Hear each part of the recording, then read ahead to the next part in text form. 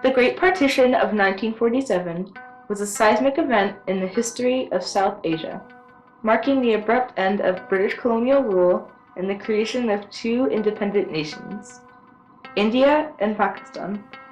The hasty decision to partition the Indian subcontinent was primarily based on religious lines, with Hindu-majority areas forming India and Muslim-majority regions making up Pakistan.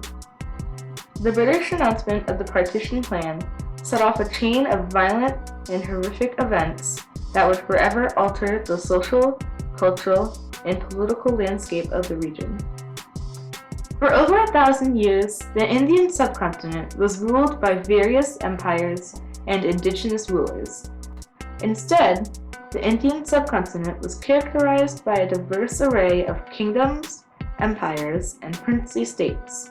The beautiful and diverse subcontinent was a center of economic, cultural, and scientific achievements for centuries, attracting traders, explorers, and scholars from various parts of the world.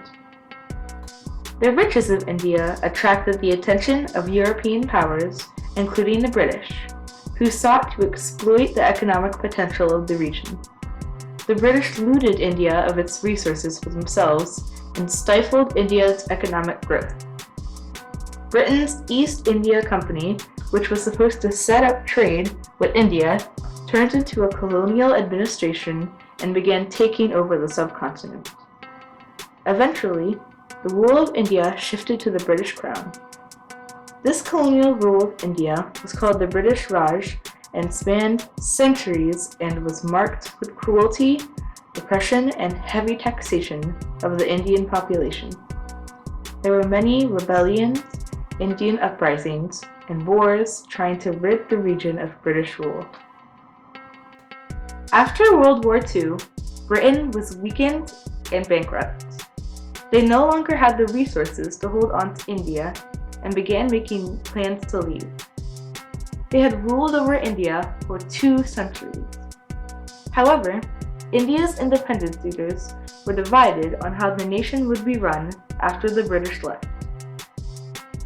Pandit Nehru led the Indian National Congress and wanted a single state, united India where all religions would live together.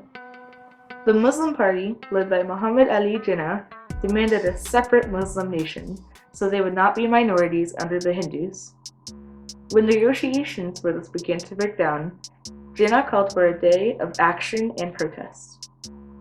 Thousands of Muslims met in Calcutta to demand a separate Muslim nation of Pakistan. The protest turned into a horrific 3 days of looting and violence, and this was known as the Calcutta Killings. The British stayed in their barracks and did nothing to control the violence. Over 5,000 were murdered. Religious hatred began to crumble any hope of a united India as news of the Calcutta Killings spread through the region. Communal harmony began to erode in the villages of Punjab, where all religions had previously lived peacefully for generations. Hindus, Sikhs, and Muslims began attacking each other's villages, murdering not just men, but women, children, and the elderly. After the arduous negotiations, the new nation of Pakistan was born on August 14, 1947. The new borders had still not been announced, but the new Muslim nation celebrated. The next day was India's Independence Day from Britain, a moment that was supposed to alleviate the tension between Muslims and Hindus was a crude and mishandled transfer of power as the British rushed out of India. After the celebrations, Britain finally announced the border. These new borders ripped apart the provinces of Punjab and Bengal, which was now called East Pakistan. Lahore was given to Pakistan, and now the Hindus remaining there had to flee their ancestral homes. Millions of people found themselves on the wrong side of the border. Fearing deadly religious persecution, Muslims, Hindus, and Sikhs were forced to uproot themselves to whichever side of the border they now belonged. Thus began the largest, most tragic migration in human history. 15 million people were forced to leave their homes and villages they lived in for generations. Up to 2 million people died in the horrible violence that followed. The migration had begun, but there was no planning for the moving of refugees, their well-being, or safety. Most of these millions of people had to travel on foot. There was no water, there was no food. Traveling 15 to 20 miles a day with no provisions was a nightmarish journey that many did not survive. We were in hiding, but the violence followed us, he says. It took my father from me. He remembers being in a large group, the military escorting them to the Pakistani side of the border on foot. I lost a shoe when I was walking over dead bodies. Sadiq Khan has lived his life, watched children and grandchildren grow, but the wounds of partition are always there, flashing in his mind's eye. It was like being in hell, he says.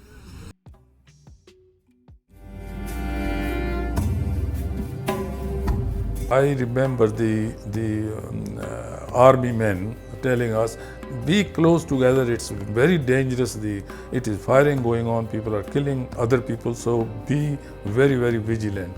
We were so hungry, eating leaves of whatever crop they could lay their hands on, and also drinking water from the puddles on the ground because there was no other source of water. Millions of others scrambled to train stations, desperate to get to India or Pakistan. These trains were packed completely beyond capacity, with people hanging off the sides or sitting on top of the trains. After the partition was announced, both regions quickly descended into riots and bloodshed. Communities were cleansing their villages and towns of whatever religion that did not belong there with violence. Neighbors turned on each other, towns burned. Train stations were drenched in blood because Hindus waiting for a train to India would be massacred by Muslims. And trains were arriving to Pakistan from India full of dead Muslims murdered by mobs en route. These were dubbed ghost trains. The horrors were cataclysmic and lasted for months. Eventually, almost all the Muslims were in Pakistan, and all the Hindus and Sikhs were now in India. The two nations were now divided, but at a great cost. मेरी माँ को मेरे सामने तलवार मार के गर्दन के ऐसा किया. Profound and lasting consequences marked the aftermath of the Great Partition of 1947 for the Indian subcontinent. It left deep scars on the social, cultural, and political landscape of both India and Pakistan. To this day, communal tensions persist, and the memories of the traumatic events haunt survivors. The effects of this turning point in South Asian history can still be felt in the deep tension between India and Pakistan in their bitter rivalry. They have fought 3 wars over Kashmir and one over East Pakistan, which is now Bangladesh. This massive, sudden, and brutal migration changed the demographic and sentiment of the South Asian subcontinent forever. While efforts towards peace and cooperation persist, the bloody legacy of the partition and the unresolved issues it created continue to influence the dynamics between the two nations.